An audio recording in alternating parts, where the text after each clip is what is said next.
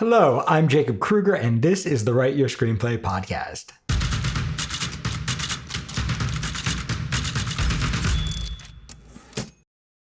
This week, we're going to be talking about a subject that is extremely important that we probably don't talk about enough, which is how do you actually build a life as a writer?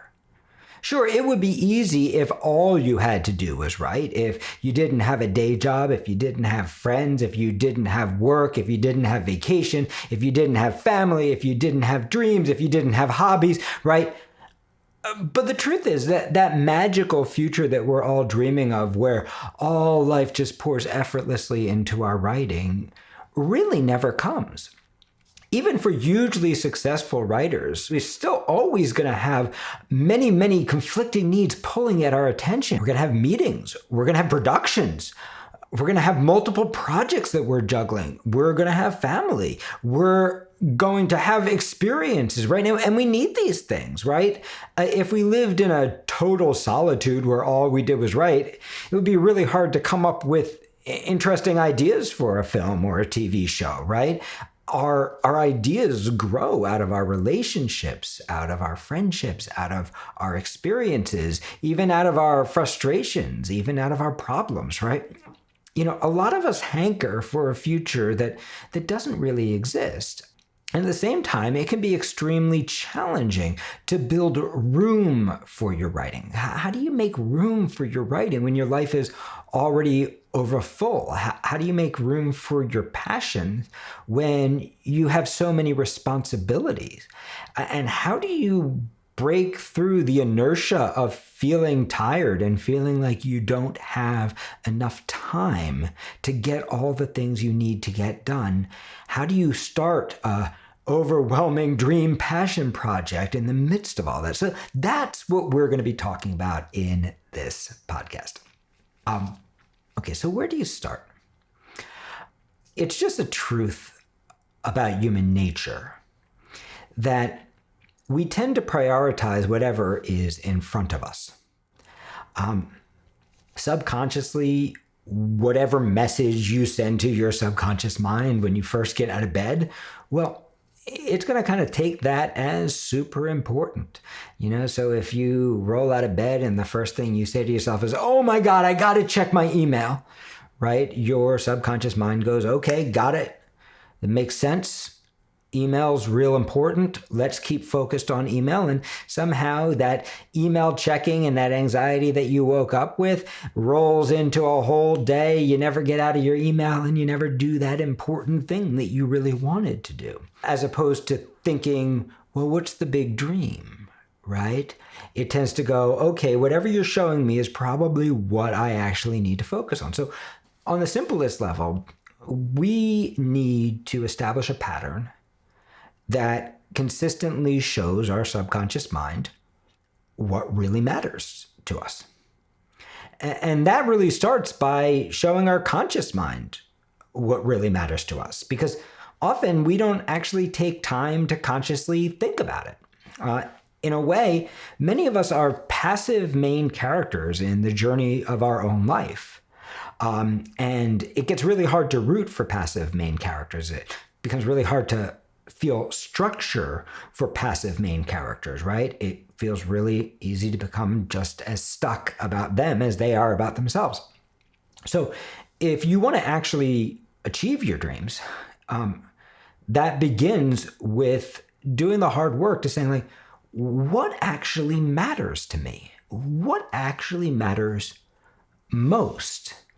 And by the way, it's okay if it's not writing. You got to do some meditation, go like, what is the most important thing in my life? And that doesn't preclude all the other things that matter to you, right? You don't have to be a narcissist or a megalomaniac to become a great writer. But everybody needs a dream.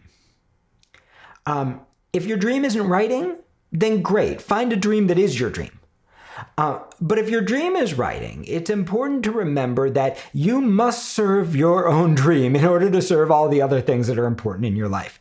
You are going to be so much of a better relationship partner if you are serving your own dream. You are going to be so much of a better employee if you are serving your own dream. You're going to be so much better of a friend if you are serving your own dream, if you know you are moving your life in the direction that you want to take it and you're living your authentic dream. So everybody needs a dream, but we got to really name that dream. And so the first thing you want to ask yourself is writing really the dream? When you think about writing, do you think, well, yeah, it would be nice if I was a writer? Well, don't chase that dream. Don't chase the dream. Yeah, that wouldn't be bad. I wouldn't mind being a rock star, right? Don't chase the dream that like kind of seems nice. Chase the dream that you're excited about. Chase the dream that you really want to chase. And don't chase the dream that's practical. Well, I really want to be a writer, but, that seems really hard. So, maybe I will, become a legal secretary. No. Sure, you could become a legal secretary if you have great skills there. But everybody needs a dream. And the important thing is not whether you achieve the dream or not. The important thing is pursuing it. That's what actually gives you the structure. Right? That's what gives you the meaning. And if your dream ends up being the wrong dream, that's what leads you in the right way. So the first thing you got to do is you got to actually do that hard work of going like, what's the dream I'm chasing? Among all these other priorities, what is the dream? What is the real dream for myself? Everybody needs one. If you don't know, well, then you might have to ask yourself a smaller question, the same way as if you were building the structure of a character's journey, right? So when we talk about the big dream, that's the super objective. And sometimes we get a character like that, right? Who has the big dream. So, if we think about Ted Lasso wants to inspire these soccer players. If we think about WandaVision, Wanda wants to keep her love alive. So sometimes we got a character with a really big dream. And if your character has a really big dream, if you have a really big dream, the big dream, great. Pursue it. And ask yourself, how am I going to put that in front of myself early? How am I going to wake up and do some small thing in pursuit of the big dream? It doesn't have to be a huge thing, and it doesn't have to get you all the way there, because just putting your focus on the big dream first thing in the morning, making that the first thing you put in front of yourself before you put your email and your responsibilities and all the other things that are kind of running away with your life. When you put the big dream in front of you, just like when you put your big dream in front of the character, what happens is your mind starts to focus on it. Your mind starts to move towards it. Your mind starts to go, oh, this is the important thing. And your mind starts to make space for it. If you can't come up with the big dream, that's okay. Start with a little dream. I'm watching White Lotus right now. One of the characters, his little dream is he wants the palm suite. He wants the bigger suite for his honeymoon. That's his little dream. And that's all you need to build the whole structure of his journey. Of course, that's a negative little dream, but nevertheless, that's all you need. It can be as small as, hey, I don't know what I really love, but I'm curious about this character.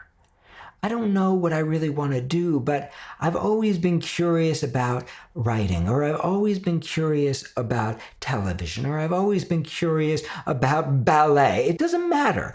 If you can't come up with the big dream that you want to do for the rest of your life, that's cool.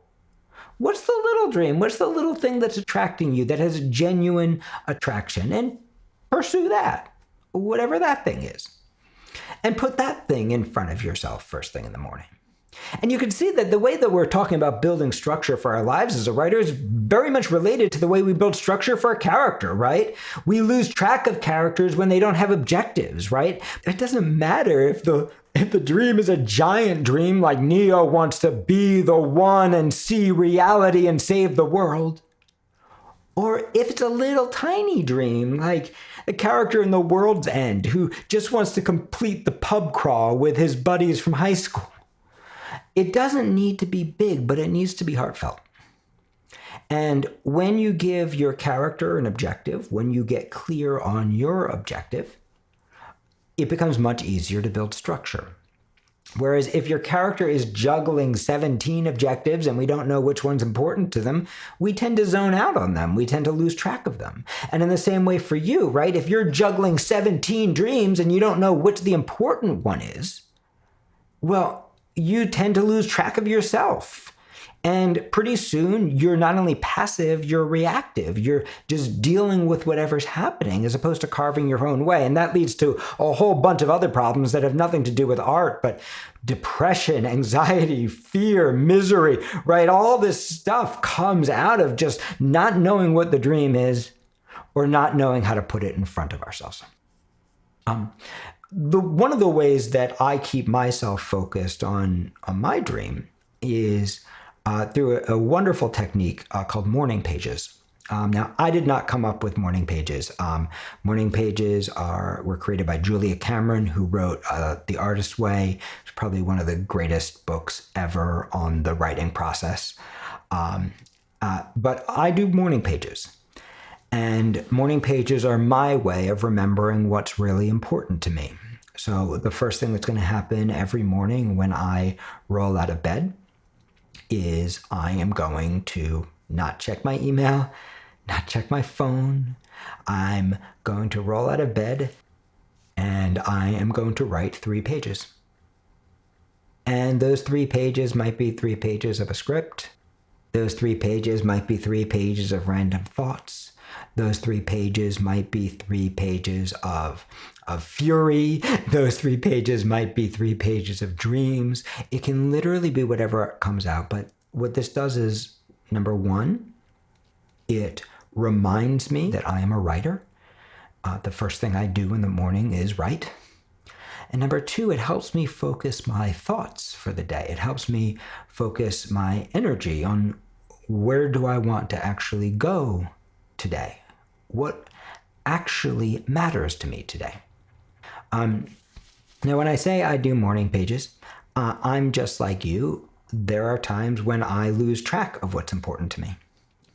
There are times when I forget to do my morning pages or go, I'm fine. I got it today. I don't need it.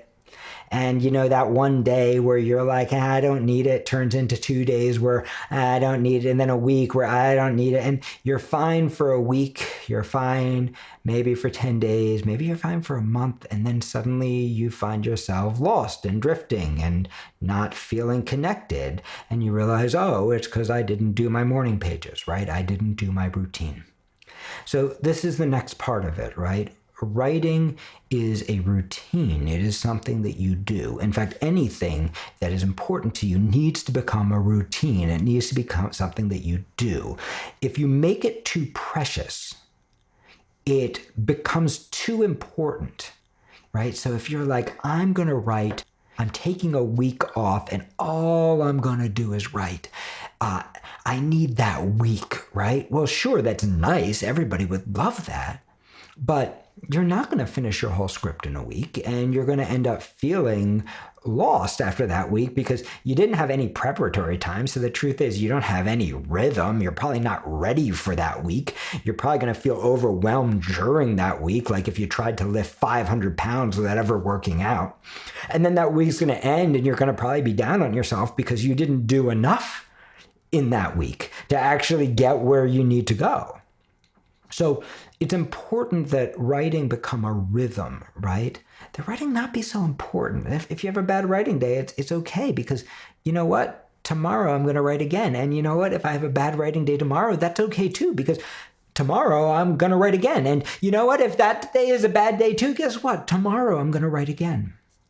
This is a lesson that I took from one of my great mentors. The truth is, all of us, we're only as good as our mentors, right? We're only as good as the people who taught us, who kind of paved the way for us. And I was very fortunate to have some really incredible mentors in my life. And one of them is a guy named Joe Blaustein, who's not a writer, he's a painter. And Joe is one of the real artistic mentors in my life. I was introduced to even the idea that I could be an artist by another mentor, Esme Thompson at Dartmouth, who taught me to see myself as a visual artist, which I didn't even know was possible. I didn't even think I could draw a stick figure. And Joe helped me make the transition from drawing, which I learned with Esme, to painting. He taught me how to see color, how to understand color, and how to play with color. Again, a skill that I didn't even think I had. But the greatest lesson that Joe gave me was not how to paint. It was this very simple idea. Joe wouldn't let us paint on canvas. He insisted that we paint on paper. He said, if you paint on canvas, you're going to get precious with it. You're going to think it's really important. You want to paint on paper. You want to feel like you could throw it away. And that was one of the most powerful creative lessons that I've ever learned, right? You want to write like you're writing on paper. Well, good, you are, right? You want to write like you could throw it away. It's just a scene. You'll make another scene tomorrow, and the next day you'll make another scene, and you're always going to show up, and you're always going to do it. It's just a part of your rhythm. And then what happens is you stop riding that roller coaster of ups and downs as the muse comes and the muse goes away. You stop having, whatever crazy routine you've come up with that you believe is the only way you can write and the only way you can get in touch with the muse, right?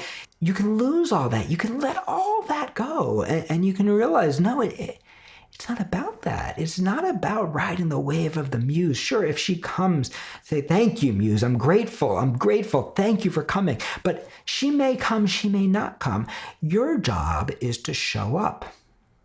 Your job is to show up again and again and again, to remember you're writing on paper. You could throw it away. It's just something you do, just like making your morning coffee. It's just something you do, like showing up for work. It's just something you do, like checking your email. It's just something you do. And this is the crazy thing about dreams, right? Dreams are seductive because they're so big. And they're so beautiful, and we imagine that end point, and we think the end point is the dream, but that's absolutely inside out and backwards. The process of moving towards the end point is the dream. The process is really where you live most of your life. It's so rare to actually hit the end point. And even when you hit the end point, it likely will be different than you imagined it. It's actually the process of the everyday that makes you a writer. It's not selling a script that makes you a writer. Sure, I want you to sell a script, and we're going to help you to hopefully sell a script, but it's showing up at the page every day that makes you a writer. And so how do you show up at the page? Well, for a lot of us, showing up at the page is overwhelming. So my recommendation is that you break it down into the smallest possible chunk you can. You want to make it really not overwhelming. And one of the ways that you do that is you get out of the writing well business, which you can't control, and which you probably, if you're early in your career, you probably can't even evaluate yet. Probably if you're early in your career, you don't actually know your good writing from your bad writing. I've seen so many writers throw out their best scenes because their best scenes make them feel vulnerable and anxious and scared, and sometimes cling on to their most cliche and boring scenes because their cliche and boring scenes remind them of things they've seen in other movies. They feel right for that reason. It takes some time to actually learn how to evaluate what's working. So we're going to get out of the good business. We're going to get out of the talent business. We're not going to worry if we have talent or not. Instead, we are going to get into the volume business. Our job is to show up and show up and show up and show up and always be generating pages and always be generating pages and always be generating pages. Our job is just to keep showing up, to remember we're writing on paper, and to worry about making it all work and making it all good later. So in order to do that, we want to break our writing down into nice, small chunks. Chunks you can't talk yourself out of. And you want to schedule the exact time you're going to do those chunks. So this would be my recommendation. I like to write in 7-minute increments. The reason I love 7-minute increments is I can't talk myself out of 7 minutes. I can try. I'm a writer just like you, which means most of my life is filled with overcoming resistance. Everything that I'm teaching you doesn't come from me being on a pedestal and knowing this. Everything I'm teaching you comes from me over a lifetime finding different ways to deal with my own resistance, my own fears, my own failures and shortcomings. And this is what I want to share with you. So hopefully you can get there in an easier way than I did. But I have resistance too. And how do I overcome my resistance? Well, I realized my resistance was usually because my goal was too big, because I was focused on the super objective rather than on the objective in movie terms. It's the same reason why so many movies and so many shows with such great premises turn out to have crappy execution, because the writers only focus on the big picture. They're not focused on like, well, what does she want in this moment? What does she want in this scene? What is the dream that can be achieved right now, not the dream that can be achieved by the end of the film? And so breaking my writing down into 7-minute chunks was transformative for me and continues to be. I'm a night owl, so I like to do my 7-minute chunks at night, but you can do your 7-minute chunks anytime you like. Remember, I'm priming myself. I wake up in the morning. The first thing I'm doing is morning pages. Why am I doing morning pages? It reminds me I'm a writer. It allows me to focus on what's important for the day.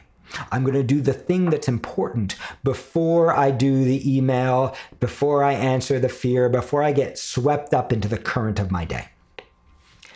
Then I'm going to, just like everybody else, I'm going to attack my day. And guess what? I have dreams for work too, and I try to keep focused in the same way. There are dreams for the studio that really matter. And as I build the studio and as we try to serve our writers and our community, right, there are things that I have to let go in order to do the big things that are going to really move the needle for my writers. So on that tread too, I'm trying to focus my energy. What do I want now? Not what's coming at me. Where do I want to focus? What is the time that I set aside for those little annoying tasks like email? Don't allow yourself to be in your phone all day. Set your phone down. Schedule the time in your calendar. This is the time I'm allowed to play with email. This is the time I'm allowed to respond. And outside of that, I'm not going to. Even if you had to, every 45 minutes, I check my email. Great. You want to free up your time so stuff isn't coming at you all the time, so that you're dedicating your focus to the thing that matters to you. So, I have 2 threads in my artistic life. I have the thread of the studio, my journey as a teacher, and the goals and the dreams I have for my students.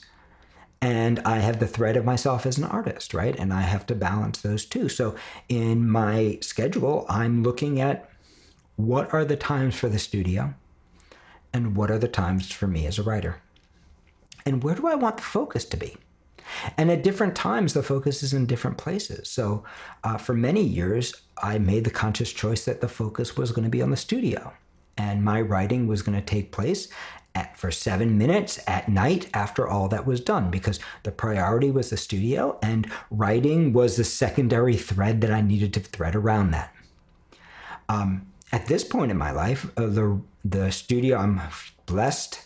The work that I did there, the way that I set that dream paid off. And I was fortunate enough to surround myself by a really incredible team and really incredible faculty, people who could take a lot of that burden off of me and who could run with our mission without me being involved in every moment. And now my writing life is able to be almost an equal thread in my life. So the way that you allocate your time isn't going to be the same at every phase of your career. And so it's important to go, well, what's the main thing and where do I thread my writing around that? Or is my writing the main thing and everything else is going to thread around that? You need to answer that question for yourself, not forever, but for where you are right now. So we want to commit, right? We want to commit to consistency. If that consistency is every day, that's great. But even God rested. So you may want to give yourself a day off. My day off is Sunday night. I can choose to write Sunday night, but I don't have to. The reason that I like to write my 7 minutes last thing at night is because before I go to bed, I don't have anything else to do. I'm already done all my work for my students. I'm already done all my work for the studio. Lacey, my fiance, tends to go to bed much earlier than I do, so I'm already done all my work for my relationship. My dog is asleep. I don't have to walk my dog. And now I have time that's just for me. And it's late at night and I've done a lot of work, so generally my first thought is, wow, I'm tired. I should skip this tonight. And then I say, no. 7 minutes. It's just 7 minutes. You could do 7 minutes. I could do 7 minutes. No matter how tired you are, you can stay up for another 7 minutes. It's going to take you 7 minutes to brush your teeth. You can do 7 minutes. So I'm going to write for 7 minutes. And if you're going to use this technique, you can't think for 7 minutes. You got to sit down and you just got to start writing for 7 minutes. You got to, sometimes I'll reread a little bit of whatever the last scene I wrote the night before, so I can keep that in my mind. But you just got to launch in. You only have 7 minutes and you've got to move it forward. So this is my technique, right? I live an extremely busy life. I work many hours. I'm very passionate about my job. I'm very passionate about the work that we do. But I know that if I don't serve my writing dream, that I don't feel fully myself, that I don't feel like I'm in control of my own story. So I set a timer for 7 minutes. Here's the crazy thing. It's so rare that I only write for 7 minutes. Usually what happens is I write for 7 minutes and then suddenly I'm into something. And then I'm suddenly following that thread and suddenly the 7 minutes becomes 10 minutes, becomes 15 minutes, becomes an hour, becomes 2 hours, becomes 3 hours. Suddenly the time opens up in my life that wasn't there before. And suddenly I start to think, okay, well, I'm going to stay up late tonight, so I guess I'll wake up late tomorrow. I start to go, oh, well, I want to stay up late and write this tonight. So, this errand that seems so important that I had planned for tomorrow, maybe I'm just not going to do that. I'm going to stay up late. So, that email that I was just dying to perfectly compose, maybe I'm going to have to send the crappy version of that tomorrow, right? Because what I'm doing is I'm actually prioritizing the real dream. On other days, I have what are called bad writing days, right? Where that 7 minutes frickin' hurts. It's hard to get that 7 minutes out. It's hard to just show up for that 7 minutes. And what I love about that is after 7 minutes, I can close my laptop and I can go to bed. Or I can close my laptop, I can play my guitar. Or I can close my laptop, I can go binge watch some TV. Or I can close my laptop, I can go read a book. I can do anything I want. As long as I've written the 7 minutes, I am a writer today. So, to review everything we've spoken about, number one, you got to decide what the dream is. Not forever, but for now. You've got to focus yourself on that dream in some way when you wake up in the morning so that your subconscious mind knows that it's important, right? That this is the dream. If you're a morning person, you could write, I like to do my morning pages. You could also do your writing for that for 7 minutes. You could just take 7 minutes to meditate in the morning and think about your script. You could take a walk and think about your script. You could walk with a little voice recorder and record little notes to yourself about your script. But you want to do something in the morning that you could jot down one idea for your script, but you want to do something in the morning that reminds you what really matters. That reminds you that you're doing what really matters. You want to schedule exact times you're going to write. I do it last thing, but you might want to do it at lunch. You might want to do it if you're a morning person. You might want to do it in the morning. You might want to do it right after you get home from work. You might want to do it right before you pick the kids up from school, right? But you want to do it at an exact time, at a precise time, because what happens is a Pavlovian response starts to happen where you get used to writing at that time, where suddenly it's 3 o'clock and you're like, oh, it's time to write. Where suddenly you sit down and you don't have to get the juices flowing. The juices are flowing. You're used to writing at this time. And that's when it starts to get really exciting. A lot of people are like, 7 minutes? How the hell am I going to write a whole script? It's 7 minutes, just 7 minutes. But here's the amazing thing. Once you turn it into a rhythm, and once you realize how much you can write in 7 minutes, once you realize what a great scene you can create in 7 minutes, once you realize how much you can actually drive your story forward in only 7 minutes, you start to realize how many 7-minute chunks you actually have in your life. You start to realize, oh, you know what? I finished lunch early. I have 7 minutes. Let me jot that scene down. You start to realize, oh, I'm sitting in the doctor's office. I have 7 minutes. Let me jot that scene down. You start to realize that you have all these 7-minute chunks in your life. And this magical thing happens because we all feel like we're out of time. We all feel like we can't possibly do the things that matter to us. But the truth is, we have so much more time than we realize. It just goes to the worst stuff. It goes to email. It goes to social media. It goes to Amazon shopping. It goes to mundane menial tasks that are important but not urgent, or that sometimes are urgent but not even important, right? It goes to all these deprioritized things, right, that all end up getting in the way of the real dream. And once you start to realize that you can actually do your real dream, and not only that, that you are doing your real dream, and not only that, that you feel good about yourself because you're living your real dream, once it becomes a rhythm and a process, well, all these other chunks start to open up. And once you realize that you can open up 7-minute chunks, other magical chunks start to open up too. You start to realize, oh, I'm going to snag an hour here. Once you realize by saying no to that one stupid email, by not fighting that stupid $7 charge from Verizon that you know is wrong, that's going to take you 3 hours on the phone, by actually prioritizing the things that are important to you and letting some of the smaller things go, you start to realize you can open up bigger chunks. You can start to realize that you can actually say no to bigger things. You start to realize that you can actually make stronger choices that serve the things that really matter to you.